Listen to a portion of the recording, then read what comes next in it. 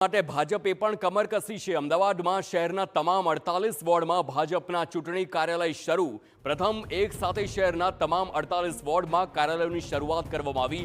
ભાજપ પ્રવક્તા અનિલ પટેલના હસ્તે નારણપુરા કાર્યાલયની શરૂઆત કરવામાં આવી છે। ઉમેદવારોની જાહેરાત પહેલા જ કાર્યાલયો શરૂ કરી દેવામાં આવ્યા।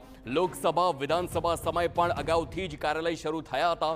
ઉમેદવાર ગમે તે હોય, કમળ હંમેશા ચૂંટણી લડી રહ્યું હોય અને ત્યારે જ કાર્યાલય શરૂ થાય તે પ્રકારનું જણાવવામાં આવ્યું છે। એ જ રીતે આજે અમદાવાદ શહેરના 48 વોર્ડમાં એક સાથે ચૂંટણી કાર્યાલયોની શરૂઆત થઈ છે। વાસ્તવમાં આ ચૂંટણી કાર્યાલય એ અમારી સંગઠન શક્તિની ઉર્જાનું કેન્દ્ર છે અને આવનારી ચૂંટણીમાં ઉમેદવાર જે કોઈ હોય પરંતુ કમળનું નિશાન હર હંમેશ ચૂંટણી લડી રહ્યું હોય છે, એ આની મોટી ઉત્તમ ઉદાહરણ છે।